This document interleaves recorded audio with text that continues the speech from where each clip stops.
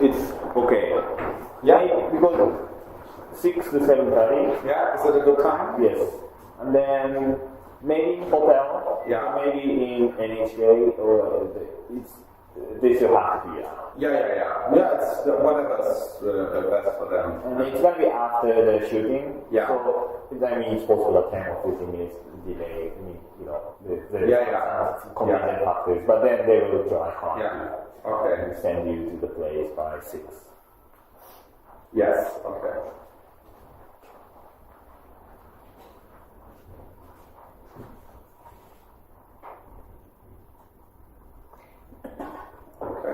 Would you like to drink something else, like Coke or Diet Coke. A Diet Coke. Diet Coke? If this is not too complicated, I would definitely take a Diet Coke. 一番好きななんかすごい飲むの。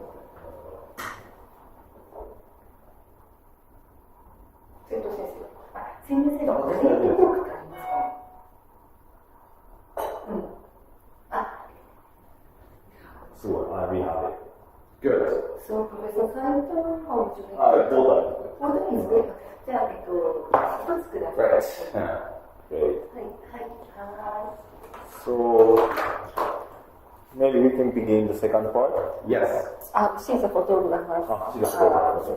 Hi, nice to meet you. I saw her. When she takes photo, the book will be always best. That's what happily hit maker. Yeah. So that would be great. She It would be. The only problem is that then I have to write a democracy book for you, just for the Japanese audience. Okay. But I might have to do this anyhow through a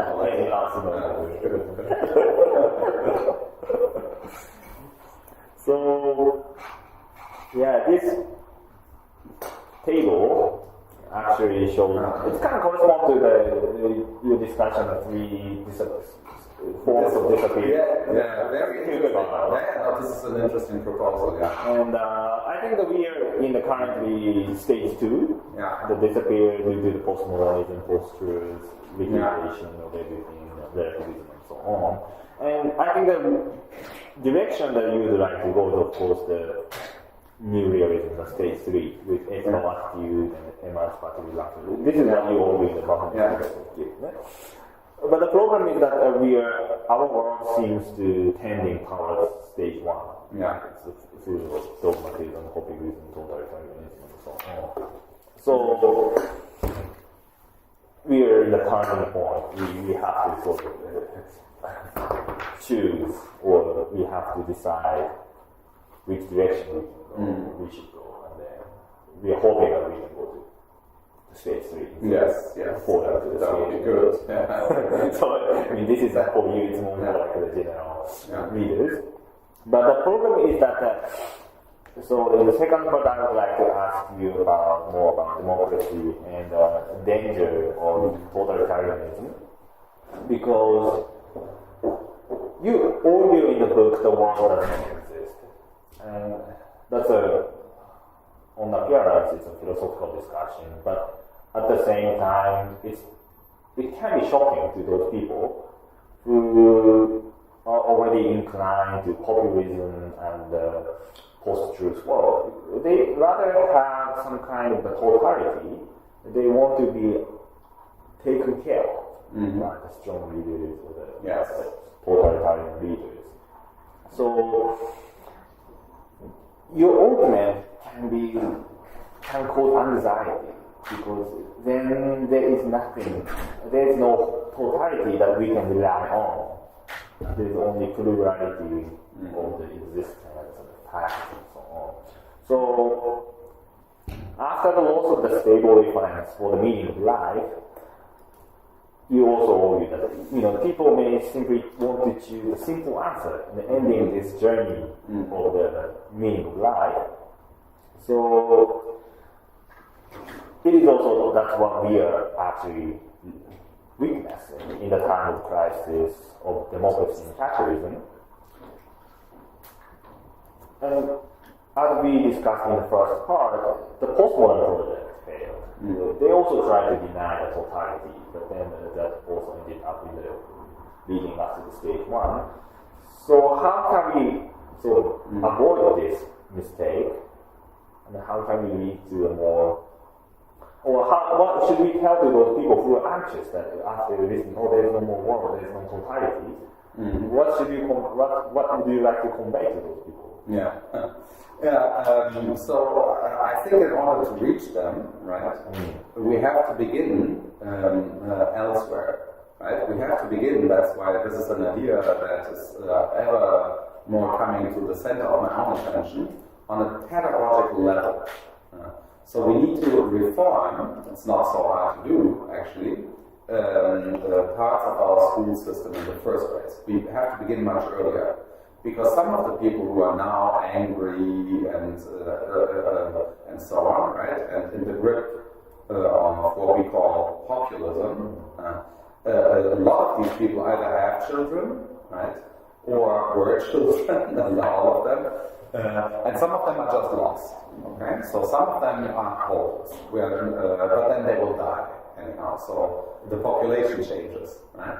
So we need to invest in the future clearly, and that means that we need to begin much earlier. We need to look at what bits of our education system promote the kinds of attitudes that lead to the problem that we have.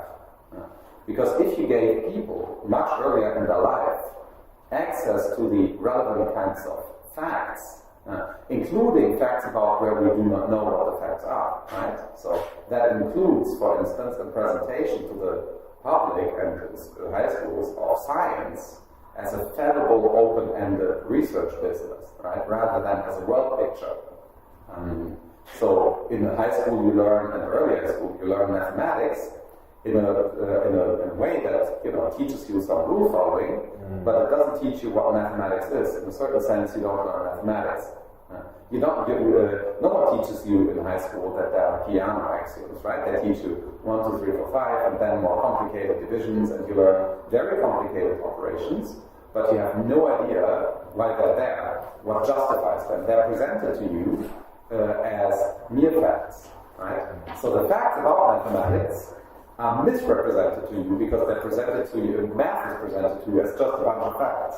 And that's already false, right? So we have on this very primitive level, we have a misrepresentation of what a fact is, which is also a misrepresentation of facts. So we need to go back to that. And we need to take measures, real measures, that can adjust our attitudes to the right form of attitude adjustment. And that is, again, not so hard to do. Imagine every voter, right, had to go to an exam very early in their lives, right, with a training, totally fair exam, right? An exam that, thank you, that's very important, an exam that does not create new inequalities, right? Doesn't have to be hard. The electoral system should not be so hard that people with a lesser IQ, for whatever reasons, right, or people who do not have the time to study it, cannot pass it, right? It should not lead to an exclusion of people from voting. It's not an elitist system so that now only the very smart people get to vote or anything like that, right? So, but imagine we fix that. Again, not too hard to do, right? That's some social scientist needs to figure out how this test would have to look. Now, imagine we have this test, and this test needs to be prepared for on a very early ground. People need to grow up with knowledge about how the electoral or their electoral system works. Full knowledge. And when it comes to the elections, people need to be acquainted with the candidates and the party programs and what this means. So imagine, a month before the election, there would not be stupid TV talk shows where two candidates yell at each other and lie, right? But a program, various programs, maybe on different TV channels with slightly different opinions and perspectives about who those candidates are. How do they make their money? Where do they live?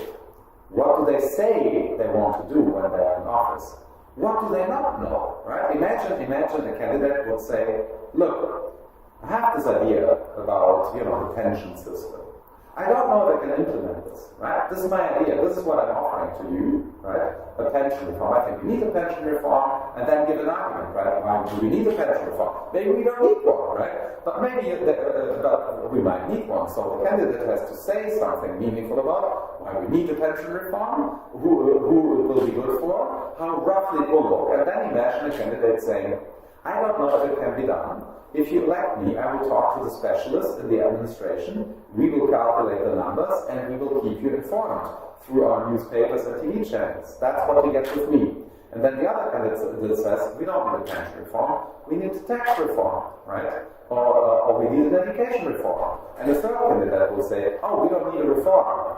What? Weren't these great 4 years? Do you want more of 4 years? I think we need more of 4 years, right? So these people will be making factual claims, and the public will be informed about those claims. And but if you now have an educated public trained in perfect, for instance, talking about ethics in Japan, there's of course a high awareness of mutual attitude adjustment when it comes to the needs, mental and factual needs of others in polite situations. So this is a first-rate mind reading. I wanted a Diet Coke, or ideally I wanted a Diet Coke with ice, and as always in Japan, guest-friendly mentality. yeah, but also not just guest-friendly. Hope you're also nice to each other. Only to the guests. That might be a problem. I heard that. So then the attitude should be more like everyone is a guest. It should be a jealous attitude. Okay. Now, with that as it may, thanks. Now you see how it's not. I'm sketching an architecture for a functioning democracy, rebooting. And almost everything that I'm saying as I'm sketching this should be obvious, right? Because it's so obvious that you don't feel like, if you disagree with this, then what are we disagreeing about, right? We can have a chat about this, you can maybe even have a case against it, and so on, but this is almost obvious. Now, why do we not implement the obvious? And here's my prediction: if we don't do it, we are lost. Of course we will destroy democracy if we don't do the obvious, right? Here's so imagine you give me a gun, right? Or someone points a gun at me and he says, okay, here's a choice. Either I will kill you or not. What do you want? And I want to live. What's my choice? Right? I know what my choice is. It's the obvious, right? So, and currently, we're in this situation. Someone points a gun at us, climate change, etc., and terrorism and so on. And so here's what we want. And we're like, oh yeah, please shoot. That's what we're currently choosing. We get a bunch of obvious choices and we take the bad ones. Well, what's preventing the realizing the obvious? Because the obvious is blocked from view, it's presented to us as not obvious. That is postmodernism in action. You present the obvious as constructed. This is obvious. It looks obvious. It's constructed propaganda. So the New York Times says something obvious, and Chomsky says it's propaganda. Yeah? So now what is the obvious is presented as not obvious. That's the skeptic. The skeptic wonders whether he really has two hands. Now, you have to start somewhere, right? I mean, there might be metaphysical problems about having hands, right? But that does not mean there aren't any hands. And if Chomsky says the New York Times is a propaganda instrument without saying of whom, for what reasons, and how he knows this, if he just says this is really not much better than denying that he has two hands. So I think, to put it bluntly, we obviously need the politics of the obvious. Politics of the obvious. We have this term.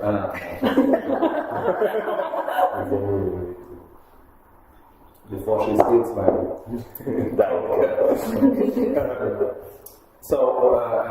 politics of the obvious. That is the value of evidence, right? There's this term evidence, scientific evidence, and so on, right? And people often in Germany talk about evidence-based medicine, for instance, evidenzbasierte Medizin. That's obvious. So why don't we have a politics of the obvious? Not everything is obvious. I'm not saying everything is obvious, right? Is it obvious that we should have a tax reform rather than a pension reform? No, that's not obvious. We need to establish that. Not everything is obvious. Many things we do not know yet, even important things. So we're not at the end of history where all the facts are there. Right? Some of the facts we need to establish, make explicit, and so on. Right? But we need the goal of any political activity is to find out the obvious. And if there's disagreement left at the end, so if we are confronted with brute choice, this might happen, right? Tax reform, pension reform might be equally good. Now it's a question of brute choice. And then it will depend on which government's in place. So there's going to be arbitrariness to some extent. But then you can later correct it in a democracy. That's why you have one. So imagine you have a social democratic government and they go for a health reform. But turns out that was bad. It should have been a tax reform. So the next government, like if all the facts are there, the next government is going to be a more right-leaning government who go for a tax reform, right? But it might have been a third thing, and then the Green Party will be the next government if the facts are on the table. That's the idea, right? That's the idea of a party system. So the idea of a party system is also perfectly acceptable because it accounts for the fallibility of the voter and the participants. No one is infallible in this whole process. So politics of the obvious does not mean that it's easy. Yeah. On that level, you sort of support the deliberative democracy. Yes. Oh yeah, totally. Yes, absolutely. Parties, yes. People discuss the issues. Yeah, absolutely. There is agreement, but I can. Yes. But deliberation, right? Deliberation leads to truth, but isn't truth. So Habermas confuses the process of deliberation with its outcome. The consensus theory of truth in Habermas is a confusion. He thinks that truth is the process.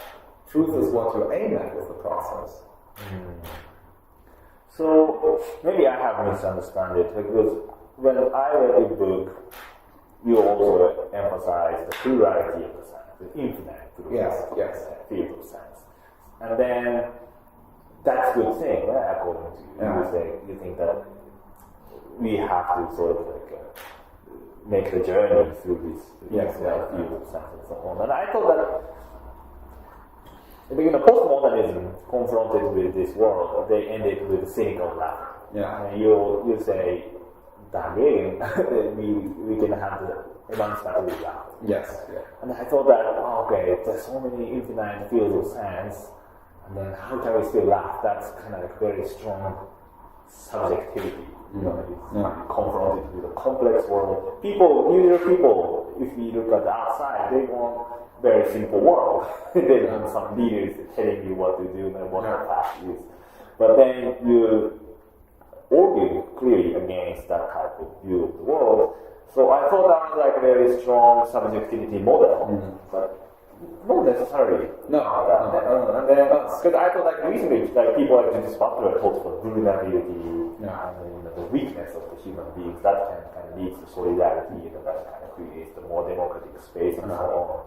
But actually, even what you're saying is much closer to what is obvious and what people can easily accept.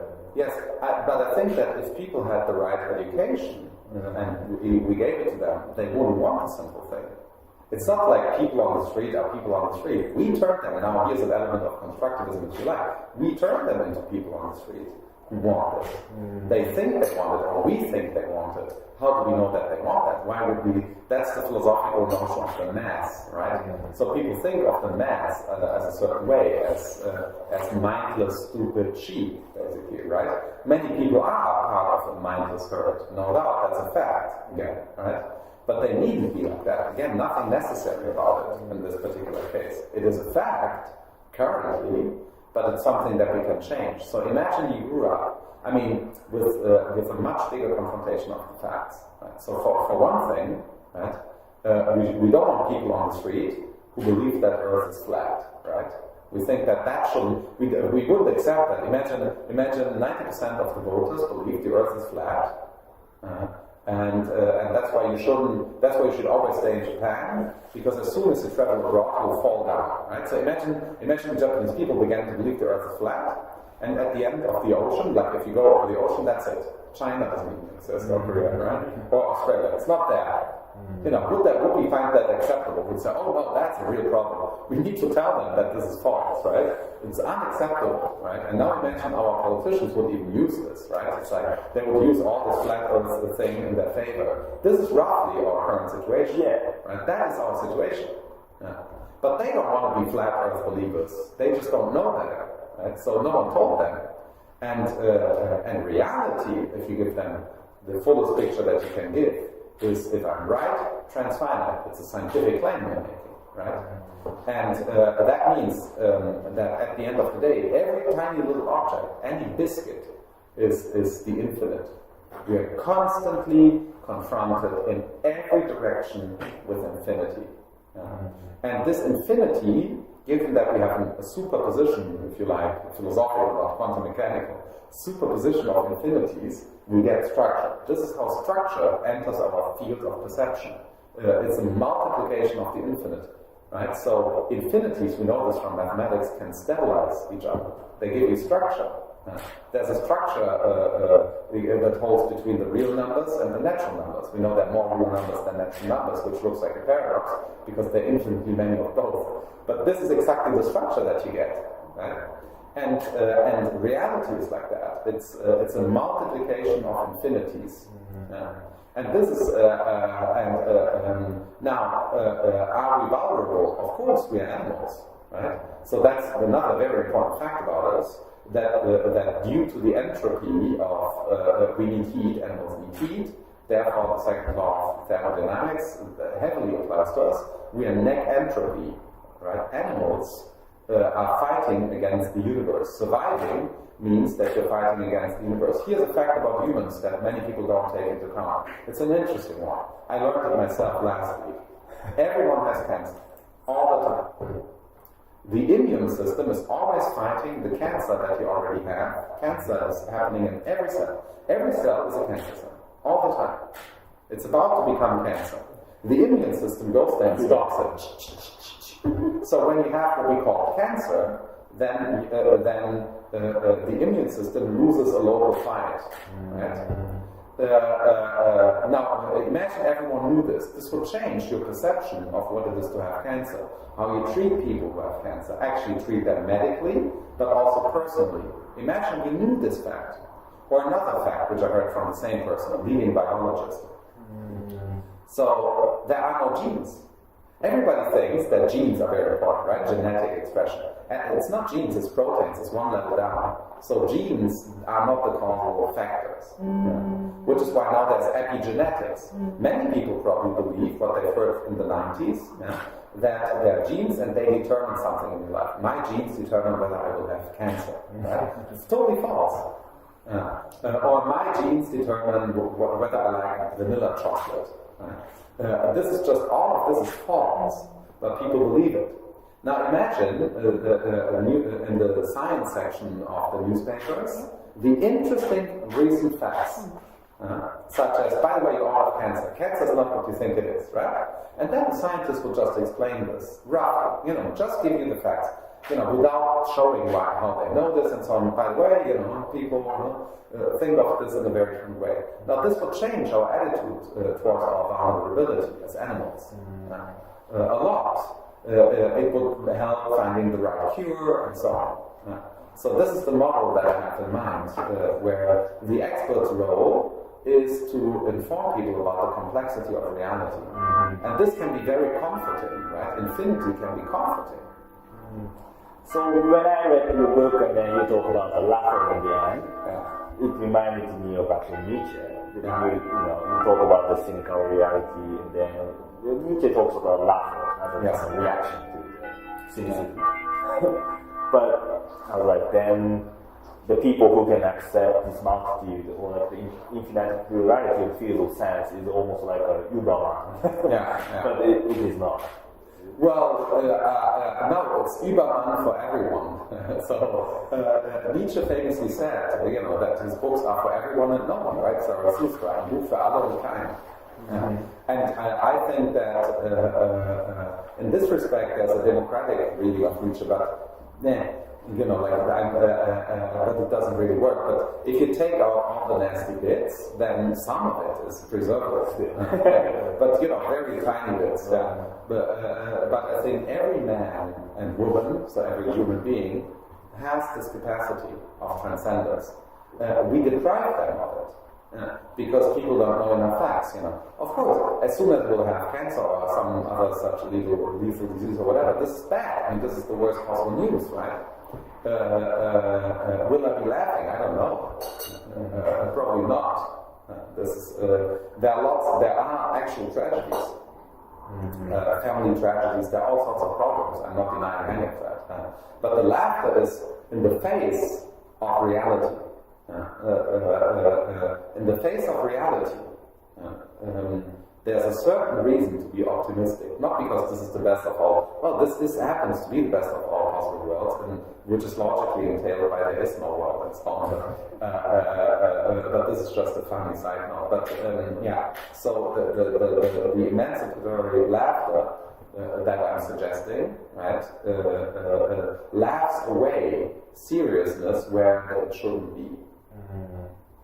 So there's enough incentive for people to have this ethical attitude, and then there's enough incentive for people to commit for the democratic ideals and then respecting facts. Yes. If they knew what's at stake, they just don't know. If they were even minimally informed about what's going on, right? So imagine the G7 or the G20 for that matter were sitting together in order to work out with experts and political leaders at the United Nations and everything how to solve the global inequality issue. And they will make a recommendation of the following form. No one should be so rich as an individual, right, as to afford things that he can't enjoy. I think this would be a good recommendation. Imagine I would be so rich that I have an apartment in any city I want, 2 yachts, a butler, and everything. And still have so much money that I can't spend it. Then clearly I just have too much money. Why? I don't need this money. No one needs this money. I'm setting a very high bar, but many people are way beyond my bar, right? So I think it's possible to define a range, right, in euros or yen or whatever, of a minimal relative to a given economic state, such as today, of a minimum and a maximum. So I think a minimum in Germany, ideally, where now the economy a bit, right? The minimum per individual that we should have in a global fair distribution of value would correspond to 3,000 euros. That's a lot, but that should be the minimum for everyone, and the max a month, okay? And the maximum a month should be, say, 500,000 euros. So no one should be able to make more than 500,000 euros as per today, and no one should be able to have less than 3,000. It's a proposal, right? I don't know if this works. We should talk about the numbers. Now imagine we have an expert committee. I'm not an expert, so now we need this expert committee. And they give me all the numbers and everyone all the numbers. So not just the experts should be in the room, also external controllers, maybe you and me. So imagine there are these economic experts, right, and you and me, and they give us the numbers, right? These are the numbers. And now we divide the total wealth of humanity by 7 billion people and see which range is feasible. And maybe we get a picture where the richest can have 500,000 a month and the poorest 3,000 a month. Now what should we do? Well, immediately make sure that this is what we're doing. Problem solved for the time being. Then a new problem will come, right? There's going to be new inequality due to the production of goods and so on, Marxism, right? Then we study how this goes for a while and we begin adjusting, right? So this is how we should do it. But for instance, it's important to define this range. So there must be a number such that a ratio between the richest and the poorest on Earth and in a given society. There must be a ratio such that if you go beyond this ratio, this triggers violence. I'm 100% certain that this exists. No one knows what the ratio is because no one even asked the question. I think it's a good question to ask. And once we figure out this ratio, now we can make real communist claims, right? about basic income and maximal income. There has to be maximal income. Very clearly, we should have maximal income. It should be extremely high, right? Very high, very high. I don't want to say the very rich should not have a yacht, right?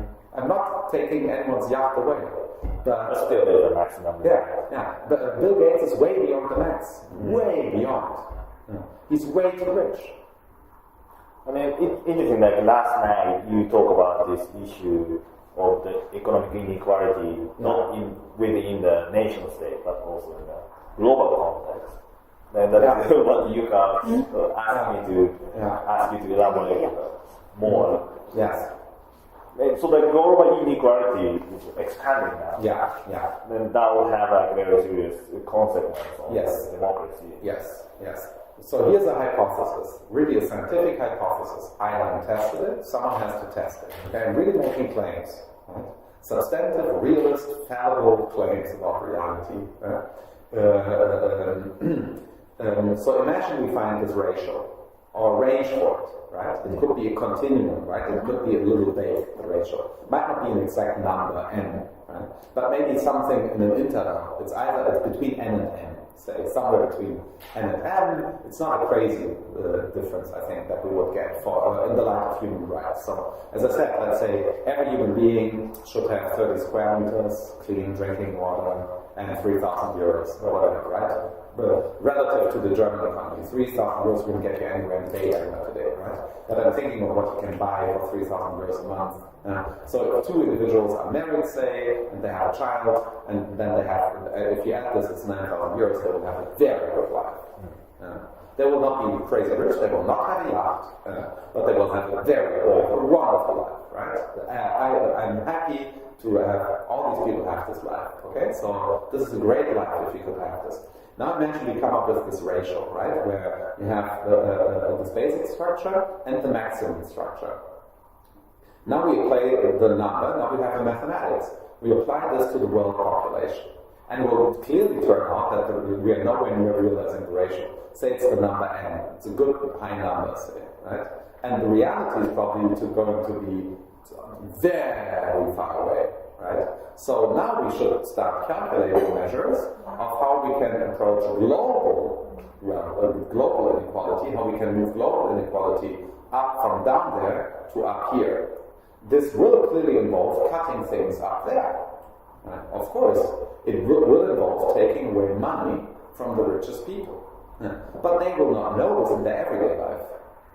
Donald Trump will still have everything he has, probably his plane, because he can enjoy that. My criterion is this: what can Donald Trump enjoy in his life, right?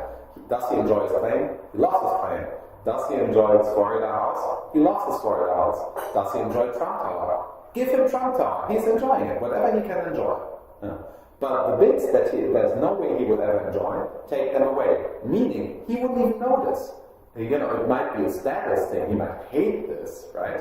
But he shouldn't hate this if informed about the facts. So if he knew that taking the thing away from him that he doesn't even notice and giving it to the poorest, right, leads to approaching this number, leads to reduction of violence, leads to more fun, right? It means that next time in the future he can totally enjoy everything because he can fly to any place on earth with this great plane and there won't even be jealousy.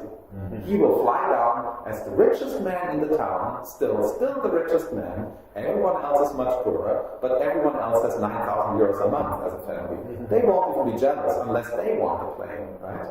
So, but given that we have to find the ratio, my expectation is that within number n, right, still people from the lower level can still make it to the upper level. They will not be fixed there, because then we have a pension system, a heritage, tax system, and so on. That's what we need to work out. And it might be the case that as we work out a better society, there won't be any private planes anymore, because that's not compatible with climate change. Then we would also have to take away his plane. Right? But we would have to, because he would realize that if he flies his plane, then his children will die earlier than they should. Right? If he flies his plane, they will not have clean air at all. Does he want that? Of course not. He wants his children to have clean air. So he also has to give up his plane. Right? That's the reasoning. And I'm not saying that I have these facts. I don't know the number n. I don't know whether you should have this plane, because currently no one knows. But no one's even interested in figuring out, and that's currently the problem. The problem is not that we don't know number n. The problem is that people don't even care what number n is. All our economists should be figuring out number n. Speaking of the climate change, do you think that people are not informed enough about the danger in the future? People don't know that the children will die. Yeah. They don't know about it. That's why we keep consuming those fossil fuels and so on. If they know that they will stop, you think? Yes, if they really know that their child, okay, or their grandchildren, something near enough, okay, might not get. So imagine we're in Japan now. So imagine Japanese realize that their grandchildren, these beautiful little things they love more than everything. If they see them, then all their ethics is attached to them. Everything ethical to them, their whole heart beat in favor of these creatures, right? When they see them, like, this is the meaning of life, because it is. They see the meaning of life. Life is the meaning of life. So they see life and they see the meaning of it. And now they could see, right, in a good documentary, that within the next 50 years, none of them will ever have sushi, because all the fish will be gone, they will be terrible with plastic, they will never enjoy a good dinner. They will be like, Dad, what can I do for it? And then you tell them, don't use plastic. All you need to do is not use plastic. These people will stop using plastic. All you need to do is quite simple. Don't use plastic. That's all you need to do, and they will have a good dinner.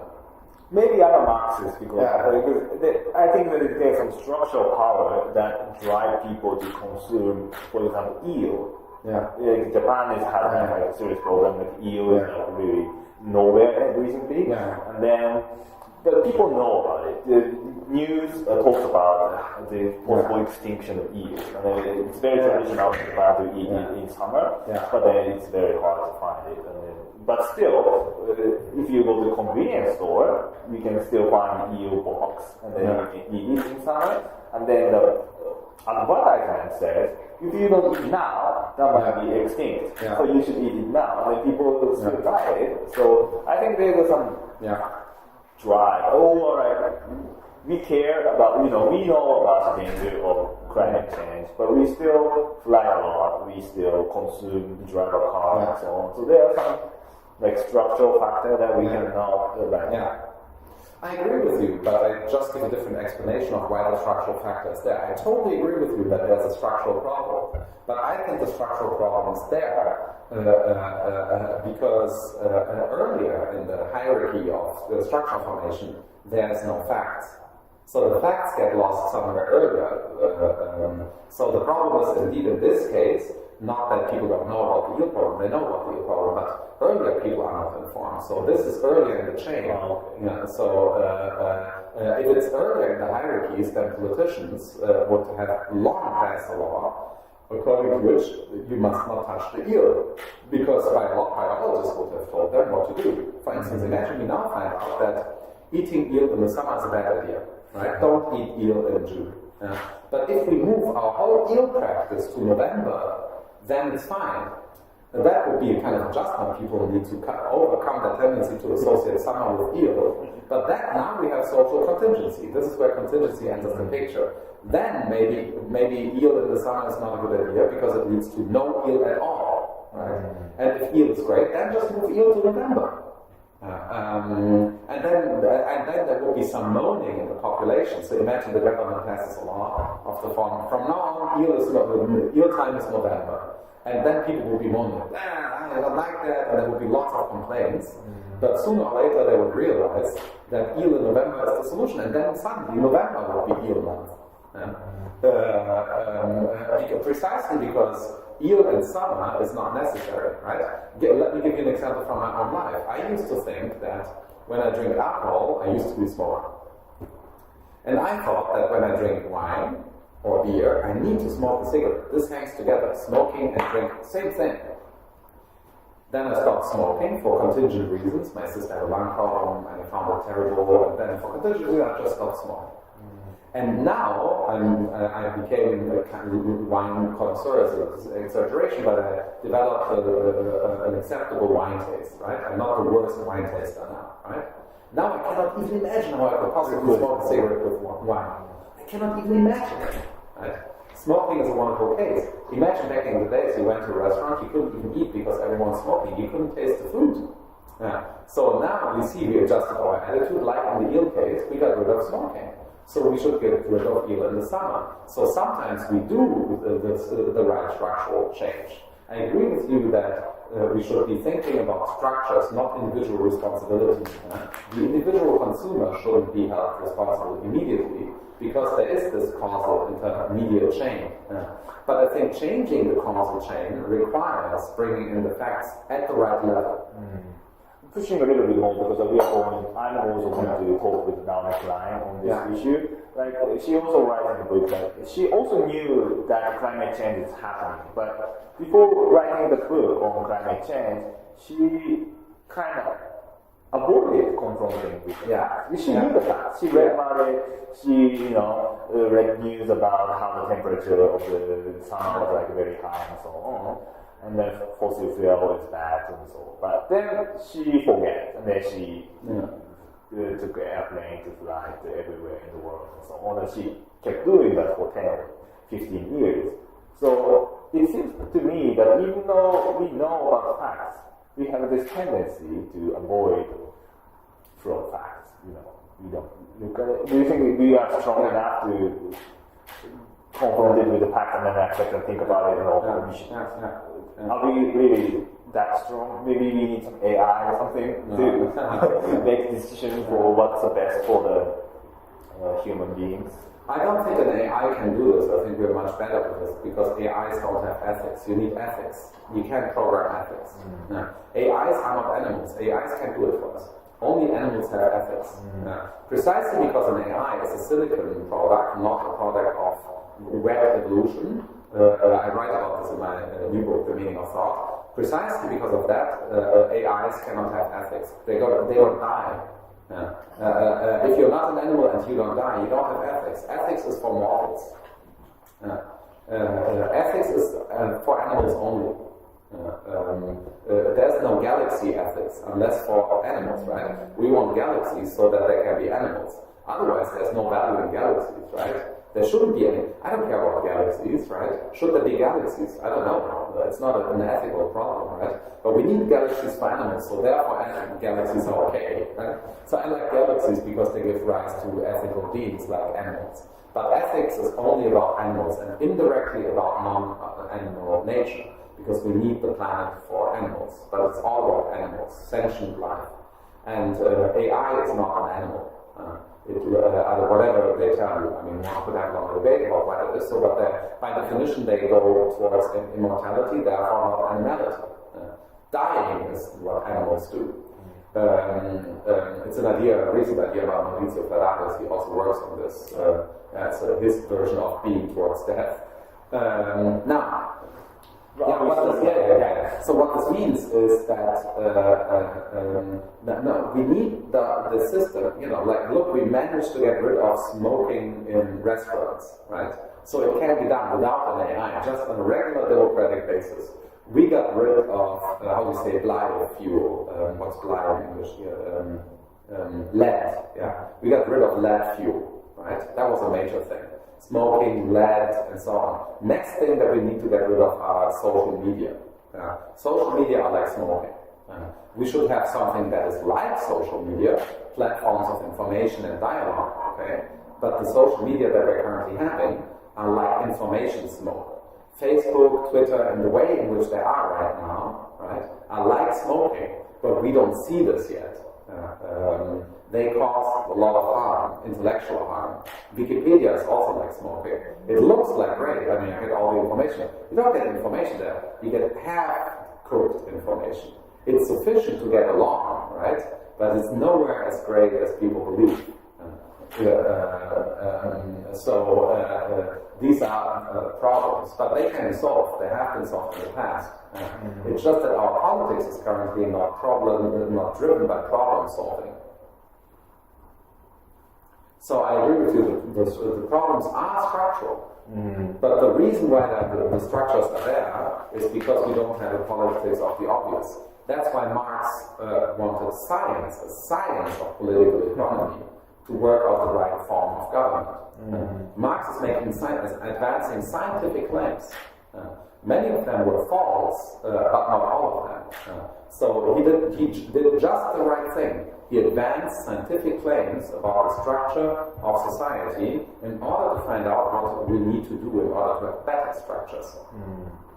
So we need some sort of social regulation of internet? Oh yeah, we need to regulate the thing to the ground. That's the next thing. We need to regulate it from beginning to end. Like the streets, right? We regulated our streets. You can't, in the 1910s, before street regulation, when cars were there, people were just driving, like bicycles in a village, just driving around, right? And then at some point there were too many people, and this caused accidents. So someone said, damn, we need to regulate this, right? People were really just driving with their cars like crazy, like skateboards on a plaza, right? There are no regulations for skateboards on the plaza. People just skate, that's fine. But you have to regulate cars. And the internet is like cars. You need to regulate this. It's not just like a fact check, but it's more like a more fundamental restriction. It's not like what kind of restriction are you talking about? Well, you need to first of all, you totally need to have peer review for Wikipedia. You have to immediately close Facebook and Twitter until they have professional journalists on their board. So there should be, whenever that can be done with AI to some extent. Whenever there's a journalism-related discussion, right? So there's a discussion on Facebook about whether there was a Holocaust or whether there was an earthquake in Burma or whatever, right? So the discussion concerning a fact, right? Now there should be a board of journalists, lots of journalists, good professionally trained journalists, who look at the spread of news. If this is journalistically irresponsible, this thread has to be closed down immediately. So you need a lot of peer review. That's where you need the experts. You don't need a bunch of Californian nerds running that and having an AI. The thing can be easily controlled because of AI. We have the tools, we have the computational tools to fully control and regulate Facebook or Twitter. That can be done technologically. It's just not done. So it's not like it should not be stay wild as like freedom of speech or something like that. No, freedom of speech is nonsense. What people, I think the American version of freedom of speech is the problem. You should not be allowed, and you're also not, right? There are limits of freedom of speech, and there should be much tougher limits on the freedom of speech. I should not be allowed, right, to defame people. I'm not. There are some laws on libel and slander, but things like that should be much higher. No, it should be illegal for someone on Facebook, right, to badmouth some person, some public or not public person, with violent language. Because you know what it is? Violence. Violent language is like beating someone in the face.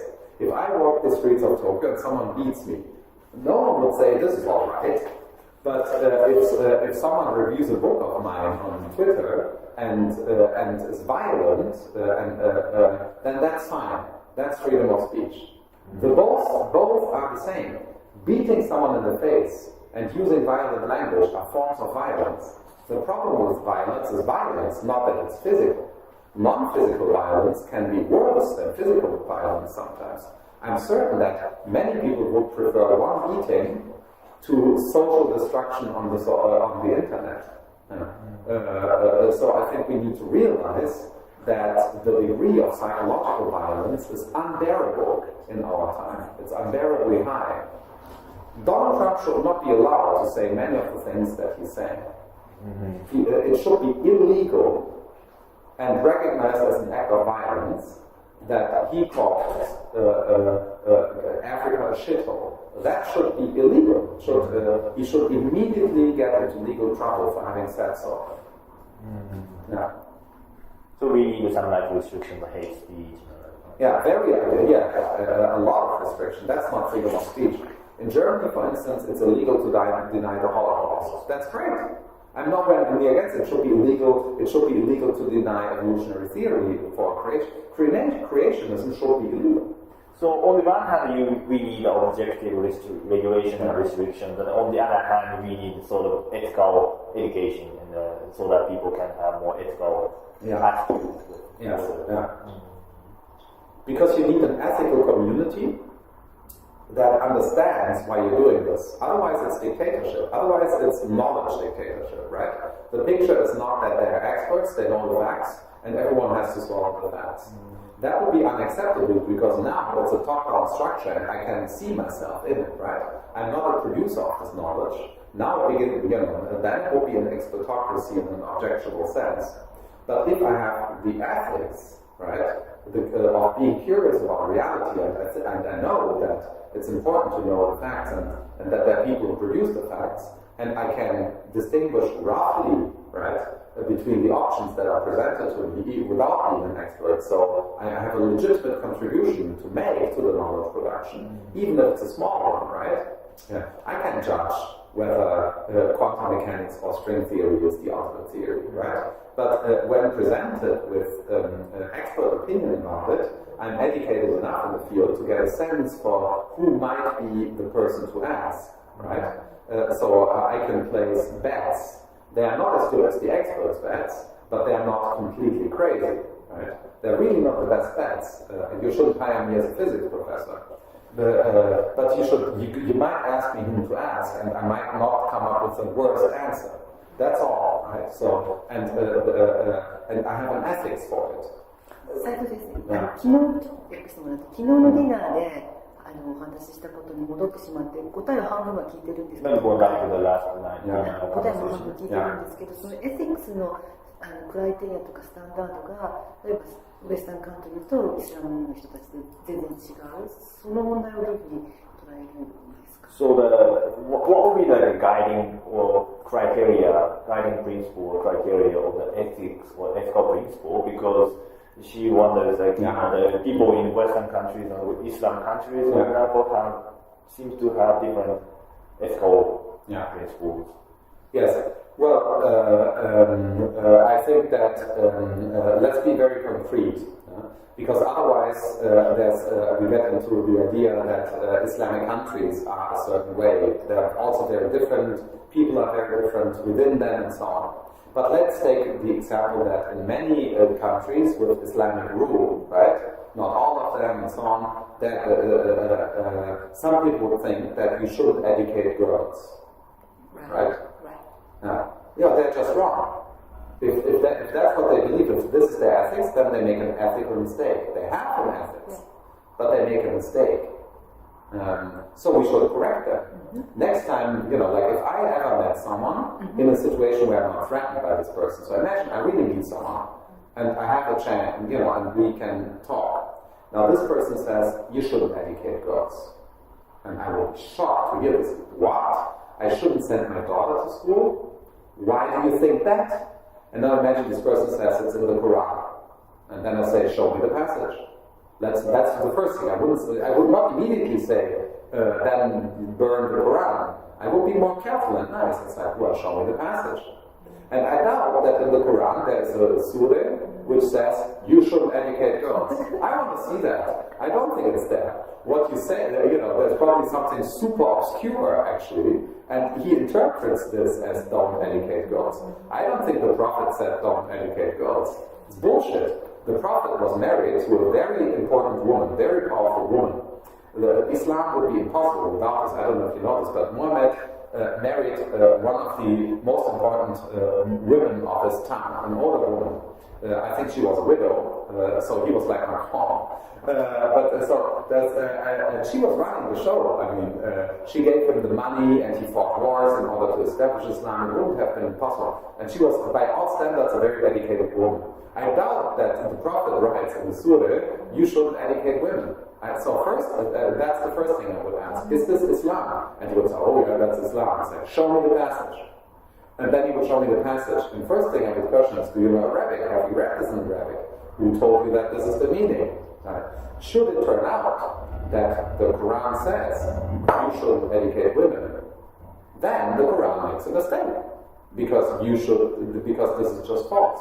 Now I could explain this. Maybe in the 6th century, people thought for some reason you shouldn't educate women. Let me give you another example, a famous one. So imagine I meet a Jew or an evangelical Christian in America, right? And the Jew and the hardcore Christian tell me you shouldn't eat pork meat. Understand? Why do you say this? It's in the Bible. It's in the Torah. Right? Don't eat pork. And it's like, why would that be true? Don't tell me it's in the Bible. That's not, I'm asking why this would be true. That it's in the Bible doesn't mean anything. Because this is just false. There are many false things in the Bible, right?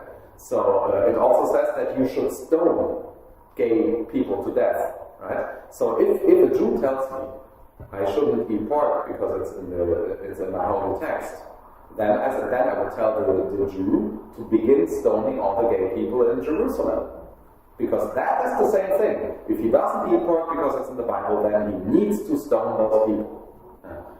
So if he doesn't do that, then he has no consistent ethics, right? So I think that's a really rational argument to be had, right? And I doubt, how could there be an argument with the conclusion that you shouldn't educate women? This is so irrational that I cannot imagine any argument with that conclusion.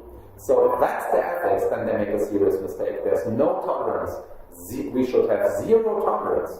They shouldn't even have the freedom to believe this. There's no freedom. We should restrict their freedom to believe that shit. Because they're just wrong.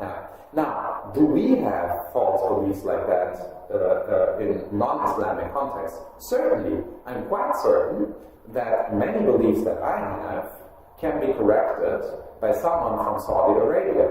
Right? I don't even know what they are because I have those beliefs. Right? Having the beliefs means I believe them, right? But I'm very certain that if I go to Saudi Arabia, spend some time there, talk to people, maybe I will correct that. Maybe it turns out that I drink too much wine or something like that, right? They never drink wine, and maybe they have a good reason that I don't know yet. But it shouldn't be it's in the Quran. Again, that wouldn't be a good reason. But maybe they have a wonderful reason. Maybe there is a good reason. But I want to see this. Maybe I could lead a happier life if I turn into a tea drinker. I'm a coffee drinker, right? Maybe if I got more, and so on and so on. Now, you asked me for the ethical principle, right? Now we need a universal principle. Right? And the universal principle of ethics, I think, is a version of the categorical imperative, but not exactly the categorical imperative. So the universal structure is this. Imagine, that's why I always have this rebooting. Okay, we start from zero. Okay, we don't have an ethics yet. Okay? And so there's this wall. It's a version of Rawls, veil of ignorance, but different. So imagine, you don't know what to do yet. Okay, you're with zero, right? But you know some other facts about humans and life. You know many things, but not the ethical ones, right? And now imagine you do something. You think of an action. For instance, burning a car, right? Should I burn a car? Right? Is that ethical? Is that acceptable? Right? And now you imagine that it's not you, but some other person. So some other person, you accept burning a car is a good idea. Right? Then you also accept that some other person could burn a car, because burning a car is good. Now, is burning a car good? Think about it. Well, if it's my car, it's not good. Therefore, burning a car is not good. That's what you have to think. Right? So car burning is not a good idea. Right? Now the next question is, should there be any cars? Is it ethical that cars exist? Think about it. What do cars do? The answer is no. Cars as they are now should not exist. That's clear. I think it's so now we have a principle, right? Forget what you think you know. Right? That's the Socratic principle. Go to ignorance. You forget about this, right? Pretend you don't have a decision yet. Take in the facts. Look at it as if some other person is doing it. Forget about yourself for a moment, right? Abstract from you. Now look from the other perspective, right? What could speak in favor of it? And if you don't see anything that would speak in favor of it, then you know that this is not ethical. So we have this test. That's the test. That's Kantian universality. Yeah. But it's a better version of it. I don't think Kant had this test in mind. But the John Rawls did. Yes. I think Rawls on this level was right about it, but he's talking about the society, right? He's talking about the constitution of a political system.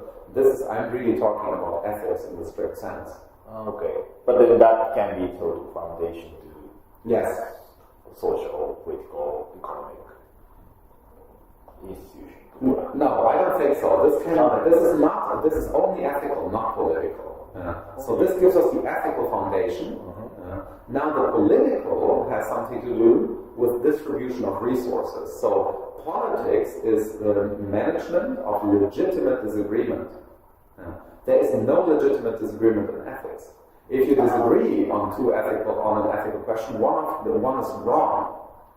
And you need to figure out who's wrong. There's ethical truth. In politics, sometimes there are various options. That was my example of the tax reform versus pension reform. The resource distribution. Yes. Given that politics has something to do with resource distribution and the party system, that's why we need a party system. It cannot be settled a priori. Ethics is largely a priori. Politics is very empirical. So educating women is not a political issue, but no, a political issue. Exactly. So if you have a politics which says you shouldn't educate women, then this is an ethically dangerous politics. But it's not a political issue. Indeed, the question whether we should educate women is an ethical issue, and the answer is yes. So there should be, if one party in the parliament says we shouldn't educate women, then we should take legal issues against this party. What would be a social institution that deals with these ethical problems? That is everyone. Society, if you have the ethical foundation clear, then no one will make this mistake. Some people will still make mistakes, but much less. How many people miscalculate 2 plus 2? Right? Some people will think it's 5, but it's, typically no one who learns, that was my example with writing yesterday. Japanese writing is very difficult, but most Japanese people know how to write. Not everyone is a great writer here, I guess, but the level of analphabets in Japan must be almost 0, right? Even though, look how hard it is to write in Japanese, which is what you know if you start learning the language as a foreigner, right? So people are very sophisticated. Every Japanese person, educated Japanese person who knows how to read and write, is on that level already extremely sophisticated. It's a high level of intelligence that people have by just writing and reading, right? Now, why do we think that people can be sophisticated in reading and writing but not in ethics? Why do we think people are ethically stupid but good at writing? I don't see that as follows. It only follows because we don't teach ethics to anyone. If we taught ethics all the time, then we wouldn't even think that people would be ethically stupid. That's the idea. So now 95% at least are literate in Japan, probably 100%. But let's be pessimistic and say 95. I don't know the numbers. Do you know the numbers? Are there any analphabets? 1999. Yeah, right? Something like this. Pretty much 100%, right? So, and no one questions that. Now imagine a democratic society in which 95% of the people are ethically literate. And now there's a party that says we shouldn't educate women. Everyone would vote, no one would vote them in the first place because they make a terrible mistake. And second, we would pursue them legally. We would make sure that it is illegal to even recommend that. So, in that sense, you share the views of the Enlightenment. Yes. Universality, truth, and sort of equality, freedom, solidarity. Even though it comes after, new realism comes after postmodernism. Yes. On the one side, it contains going back. Yes. Continuation. Yes, absolutely. It's an enlightenment. It's a modern philosophy. But it's based on an ontology. So that's why it's not Habermas, for instance. Habermas is also committed, as I think you rightly pointed out, new realism is to Habermas what Hegel is to Kant. So Hegel said about Kant, there's no ontology there, it's just epistemology and so on, right? So that it's just normativity but no facts. It's mere sollen and no sein, as he said. So, and I say the same thing about critical theory. Critical theory does not have an ontological foundation. It almost got one with Adorno, but then they kind of forgot it. And Adorno's ontological foundation isn't great. So negative dialectics doesn't do it for you. But it's a good proposal. I think it's falsified. It's not perfect, but it's at least a proposal. Habermas has no ontology. Where's Habermas' ontology? Did he ever write his ontology? I don't think so. Right? And that's not a coincidence. So that's the picture. It's a modern proposal. It's full-blown enlightenment, but it's grounded in an ontology. So in that sense, even though you talk about radical democracy, for example, you were against like Chantal Mouffe, Lacan, and those people who try to be desired, antagonistic relationship to the politics. Yes, they want to make the whole place more violent. I think they should vote Trump. They want antagonism and more violence and so on. Voila. Donald Trump is giving them what they want. That is radical democracy in that sense. I think if Donald Trump read them, he would say, yeah, they're getting that. They're right. I'm doing that. I think he would think, if you ask him, look, this is where, imagine you had the time to brief the president. So, Mr. President, there are radical Democrats. What do they say? And then he turns out, yeah, I'm doing that.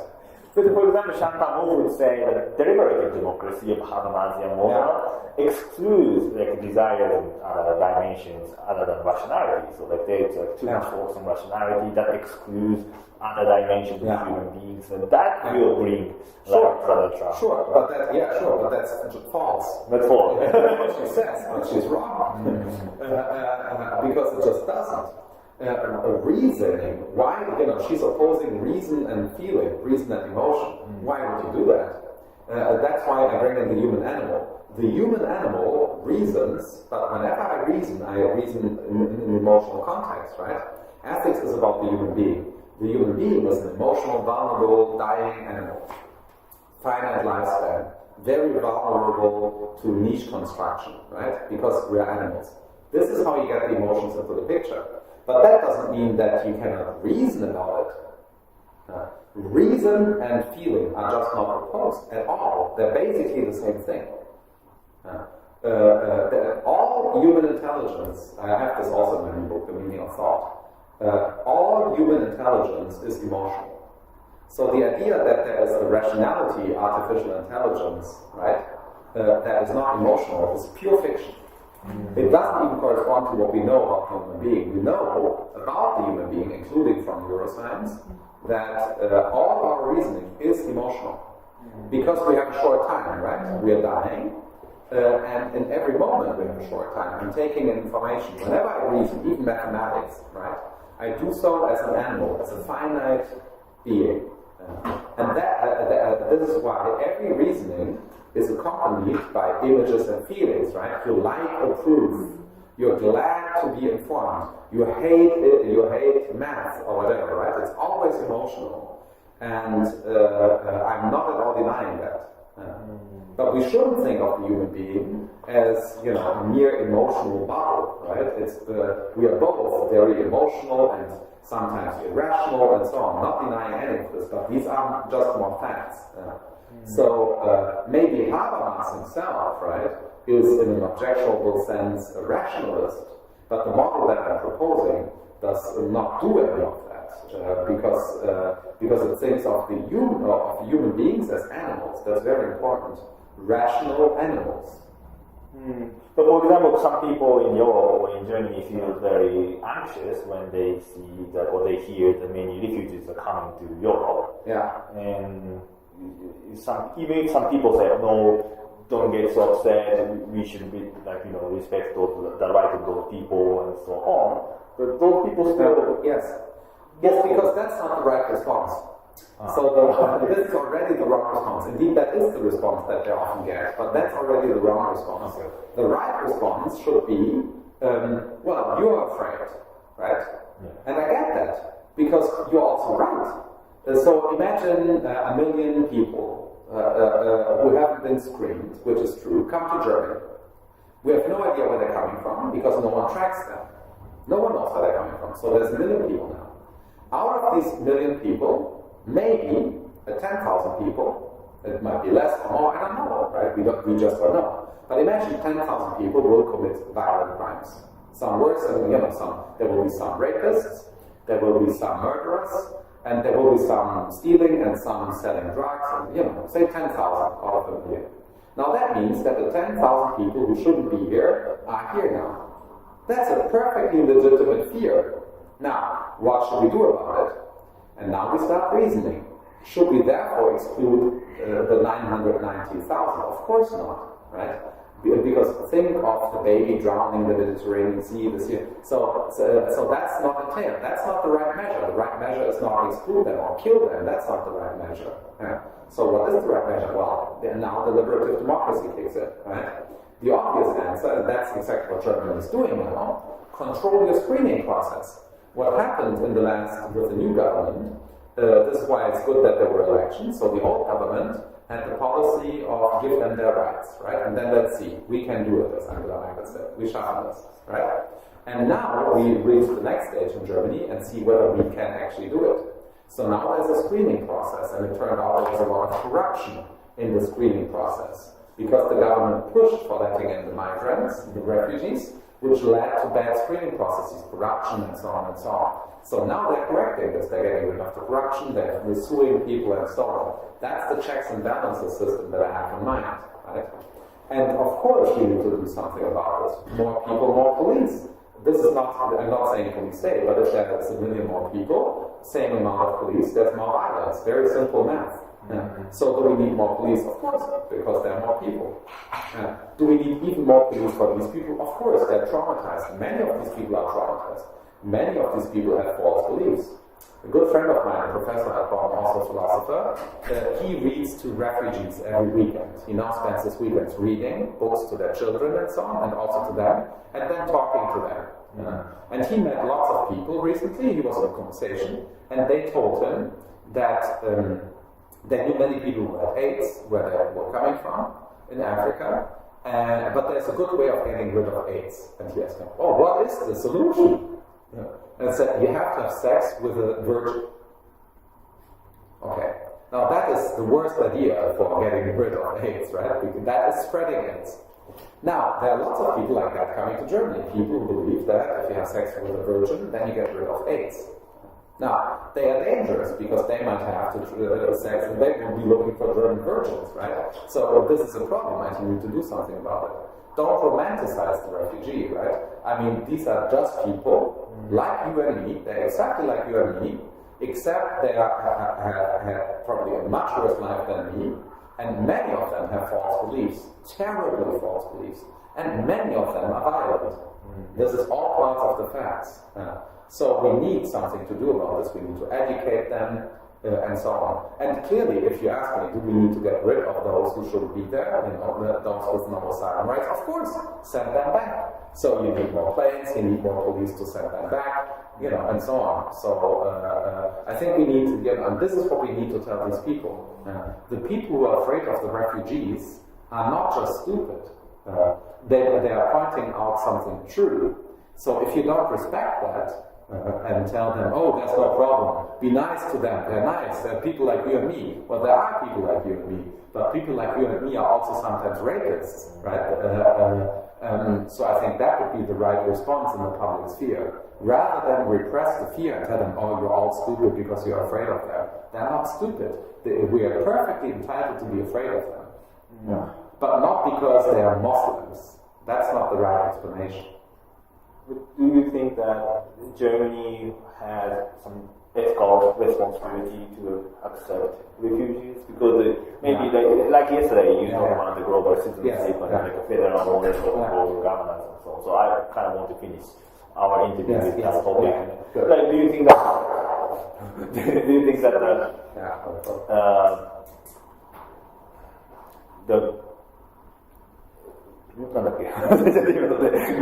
the global Passport? Yeah, universal passport and that kind of thing. Or like the Germans has, okay, I don't know. The Germans enjoyed the democracy for a long time because of some oppression outside Germany. Yes. So does EU now have a responsibility to fix that? Yeah, so I mentioned like on the model that I'm proposing, like if there are all these refugees coming, clearly there's a they have political rights. They're laid down in the Constitution, the asylum rights. They have these rights. And it's ethical to give people their rights. So clearly these people have rights and duties. Unfortunately, but this is part of rights, if someone comes to Germany as a tourist, an asylum seeker, or just an illegal person without documents, right? Anyone who's in Germany has rights and duties. One of your rights is to commit a crime. And here's one of but this leads to the following: right to go to prison. That is the legal system. Unfortunately, you have the right to commit a crime. But this leads to consequences. That's what the government can do. Now, do we have the ethical responsibility to take in people? Not a legal responsibility. There's no such statement anywhere in the German Constitution or the legal system. So that's not even a legal question. It's not even a political question. There is an ethical question here, right? The one that you're mentioning. They are even walking around because of something we did in the causal chain. So I think that we have an ethical responsibility to fix the causal chain. We don't have an ethical responsibility to take them. We have a causal moral responsibility to fix the chain. And if we had the ethical responsibility to take them, they have the ethical responsibility to take us. That's why I propose global citizenship, right? So if they have the right to come to Germany, I have the right to finally have my spot in the sun, as you say in German, which was a big justification of German imperialism at the time. Then I can also go to Nigeria and get there. If they can come here, I can go to Nigeria, just move there easily, open a company, live at the beach if I want to, right? That's the consequence. And if in a global model, why would everyone go to Germany? I mean, right now there's a lot of money, but imagine we really had global citizenship, right? And then half of Africa, which I doubt that this would happen, but imagine it's easy for them. They can just board a plane, right? They have the money, we fixed a lot of inequality. They all come to Germany. Why would they all come to Germany? There are lots of beautiful and great places in Africa. So if they all come to Germany and it gets crowded and small and cold and German, right? Then I might decide with my family, let's open a hotel, let's open a hotel or a vineyard in South Africa. Or let's become a professor there. I would have all those rights too in the federal system, right? So I doubt that everyone would go to Germany. I think Germans think that everyone wants to come to Germany, which is a nationalist misunderstanding. It's not that everyone wants to be in Germany. Maybe they want something like Germany at home, but at home they don't get something like Germany. So that's why they come to Germany. They don't come to Germany because Germany is so great. have 3 minutes. Yes. Okay, good. 3 minutes. So wrapping up? Yeah, let's wrap it up. Yeah, I think we have a lot of material. Yeah, I think we have already enough for the... 大丈夫。じゃあ、なんか、ザスの質問あります？大吉さん。はい。Or maybe so that one last question to wrap up that. So what the book is about to change the world. Yes. So how do you think that the philosophy can contribute to changing the world? Yes. The one that exists. Yeah. That second off. Yes. Yeah. In a global society. Yes, global society. That's what we call it. What philosophy is reasoning about reasoning. So it's thinking about thinking. It's second level thinking, right? And so it studies concepts. And currently the concepts that we employ in thinking about our situation are completely unacceptable. So we have flawed concepts with lots of mistakes in them, logical mistakes everywhere. Our concept of a refugee, our concept of a nation state, our concept of democracy, these concepts are all unacceptable. So we have bad concepts. Philosophy can show why the concepts are bad, and it can propose better concepts. This is why philosophy is absolutely crucial in changing the world, because the world has a conceptual problem. And if we don't solve the conceptual problem, we can't solve the factual problem. So there are lots of factual problems: inequality, consumerism, capitalism, and so on. These are factual problems. We cannot solve them if we don't have the right concepts. We can't even see them. We can't even imagine how we can solve them without philosophy. That's the problem, right? No one can imagine how we can solve the problem because no one's even trying to imagine it, right? So the role of philosophy is to work out the conceptual structure for the space of solutions. That's how I think about this, right? And we talked about in this entire interview, right? We talked about how to reason about the political, the ethical, the social. We were doing exactly that, right? And every bit that I proposed in this dialogue, right, served the function of coming up with a more stable conceptual framework. Because arguably the ones that are currently out there are also flawed, the political philosophies, right? None of them works. That's why no one has a good explanation of what's going on right now. So in order to get a good explanation, we need to fix the flaws within philosophy, and then reboot, right?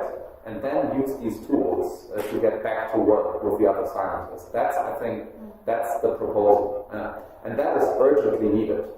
Only philosophy can do it. I mean, like it or not, currently, the only form of knowledge production that can produce a major contribution to solving the crisis is philosophy. I don't even like that. Philosophers, as Plato rightly pointed out, want to hang out with philosophers and talk about pure conceptual problems. That's what we like most, right? But that's not the time. It's time for action. That's probably a call to action. I mean, I'm called here. Yeah, something about the demands for you. Yeah. So I accept. I profit from it, of course, as an individual, right? Sure, but not just. I could also just be at home and play with my dog. That's also great. But I have an ethical responsibility as a philosophy professor, employed by the German government, paid with German tax money, right? And part of an economic system. And I try to add to the extent to which this is possible as an individual in light of the ethical foundation that I'm giving you. I try to be ethical. You know, I might fail at it because I'm finite and so on. I probably make ethical mistakes, right? But part of the consequence of what I give you as what I think is the right ethics is that I have to do what we're doing here, try to fix the conceptual structure. It's an ethical imperative to philosophers. Qua philosophers. I would not have the ethical duty to kill myself, for instance. So if it would require martyrdom of the philosopher, that's not required. Okay, so the requirement for philosophers not to be holy. Philosophers aren't religion founders, right? I'm not Buddha or Jesus, right? I wouldn't die for my ideas because that would be unethical. I have a family. It would be unethical to die for my ideas. The Buddha was a deeply unethical man. So was Jesus. These people are unethical. So it's very important to find this out. But philosophers are supposed to be ethical. Would you please wear glasses? And of course. もし2人寄ってもらってそれでちょっと話す Good, yeah. We already solved the world's problem. We talked about what it will take to solve problems, right? And that's the first step. Before you solve problems, given that no one knows how to solve problems right now, if everyone knows how to solve problems, then you need to then you need not talk about problem solving as such, then you just do problem solving. But currently no one knows how we could do problem solving. That's why people are interested in philosophy. Indeed, I think it was quite right what came up yesterday, right? That the interest in philosophy, the global interest in philosophy, is a reaction to a deep crisis. 斉藤さん、訳してもらっていいですか。昨日言ってたシビニティとか、グローバルガバメントとか、ちょっと昨日のリマックスここに入れていいかって。最初に聞いた Okay. So use your discussion on sovereignty in yes, in the interview, of course. Yeah. This was also recorded, right? Yeah. You can yes. You recorded. Yeah, of course. You can use that for the book. OK。 should we? もうちょっと最後寄って喋ってる感じを。Unfortunately, it seems like I actually have ideas about democracy. I try to avoid having those ideas, but then again, it's ethical to respond to the question what these ideas should look like. Right? So I just have to have them. You don't write about it. No, I don't write about this much because first of all, I really want to have the foundation. Right? I don't want to say random things about it because that would also be unethical. This would be very uninformed, right? So first fix the very legality. Once you have the concept of concepts, the absolute idea, right, your version of it, now you can go down the chain of concepts, right? So you have the highest concept, and now you narrow down to other concepts and see what entails. Now you can draw the consequences. Otherwise, it's just stabbing in the dark. A lot of social theory has this property, it just stabs in the dark, right? It's mere opinion forming. And that can be helpful in the process of deliberation. But you see, it doesn't get you anywhere, right? You get this huge, within discussions, it's just a huge disagreement, and you're just adding to the disagreement. So this doesn't solve it. It turns into a fight, which might be necessary. That's one theory that you could have, that it should be a fight. But I think that this is not entailed by anything. Right? So I don't see how this could be my conclusion. Right. How could I get to that conclusion? As an experience, right? I could be in a fight and then I'm just fighting, but that's not rational. And I want to see an argument which leads to the conclusion that the form of the political is fight. Unless I get that argument, I will just not believe that. So you're sort of violating your own principle. Yes. During this journey, because you speak about yes. Yes. Yeah, absolutely. Yeah. Okay, let's move to next room. Very interesting. 隣の部屋。next room later. 昨日、最後、フォト。Yeah. Room next. We come back. Okay, good. You don't need to. How could I come back? Yeah, we will come back. Just take it. 電気つけますか？あえてちょっと自然光のはい。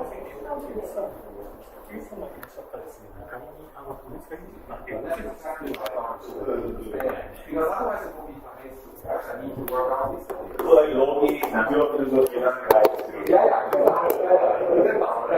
Effektiver Geist, operativer Geist. That's exactly it. Seat and Saito Sensei is next to, yeah, please. I'm Standing. studying. ここに。Ah, like this? Okay. ちょっと背中はぐらいの。見えた。I like this. Like that? 前にもう少しギリギリに。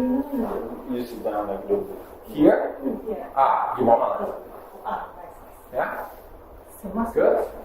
And then look this way? Please look this way. Ah, okay. Camera. Anything camera. Yes. Yeah, you're right. I might be really nervous at the beginning after all. 足をクロス、ガブリエル先生、足を組んでもらう。Please do like that. Ah, like this? Yeah, that's okay? Yeah. Okay. ファッションモデルみたいな。 Like fashion. Yeah. もうちょっと背中合わせみたい Like な。 all that's touching. Like you. もっとこっち見なさい。そうですね、そうです。足、つらいですね。辛いよね。じゃあ、足、もう一度、斉藤先生お願いします。足を。 Yeah, just model it. Just turn it. オッケー。ここがこうなっちゃうので。じゃあ足やめます。No leg crossing. No leg crossing. Ah, okay. で、もう少し浅く腰掛けてます。ナイス。で、斉藤先生は。 Like this, good? ナイス。なんか、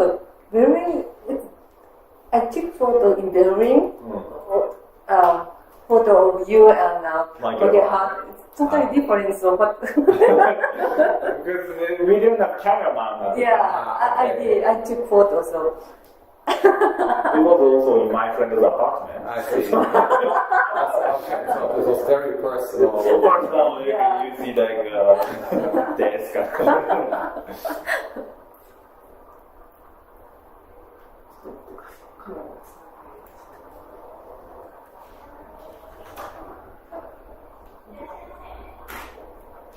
Yeah, but breathing the you need some. すみません。猫背。あ、違う。Special. 私WS。you like our we academians like Yeah, we tend to. This is like, it's writing. Yeah. Writing habit. We are always. We have to. じゃあ、プリーズ。 Yes. ちょっとかっこよすぎだな。困ったな。なんかちょっとこう、WS 先生、何よっていう。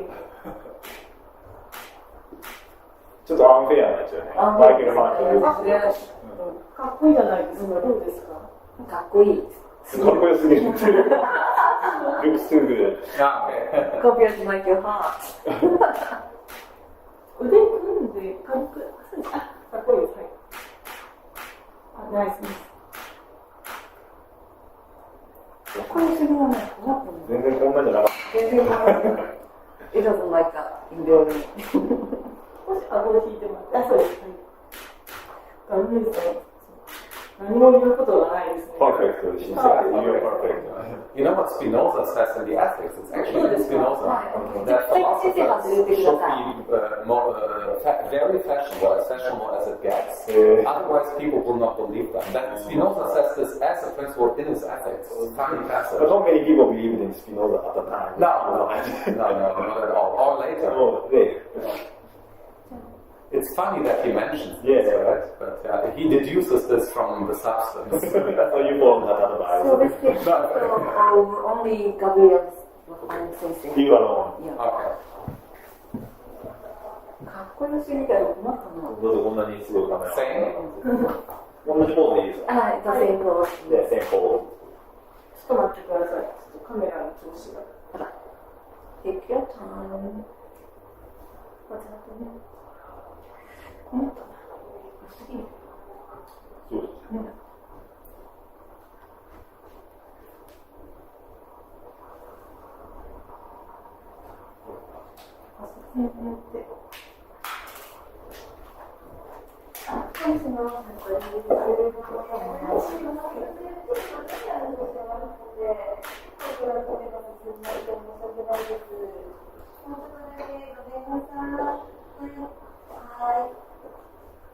ちょっと待ってください。カメラが。もうしょうがないよね。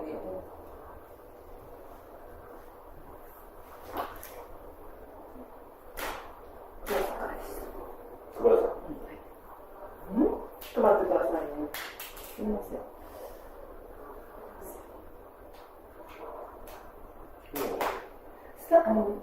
Kobayashi-san is in the coffee shop in front of the building toys.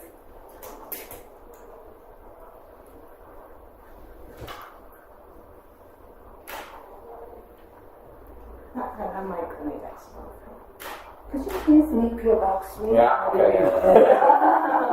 Yes, I know. The academics, indeed. Yeah. looks very good. Yeah, you got something? Yeah. Okay.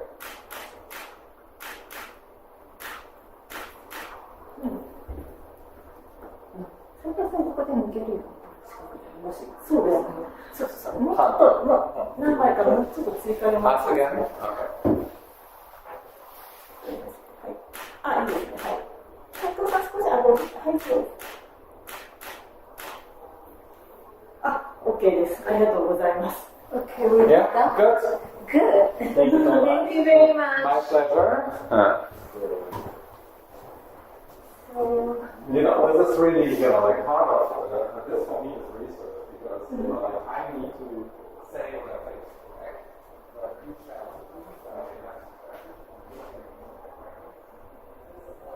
この稽古とまあいいですかね。あ、本当ですか。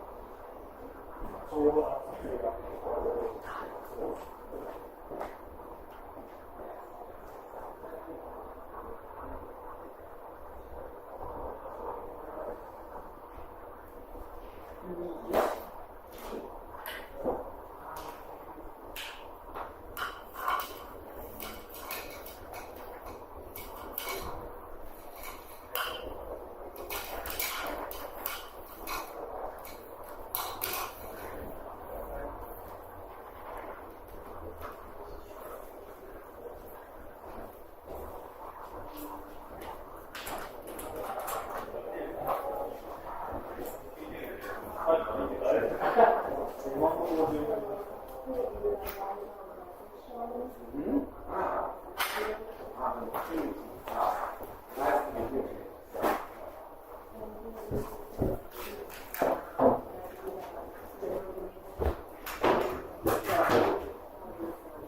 yes, well,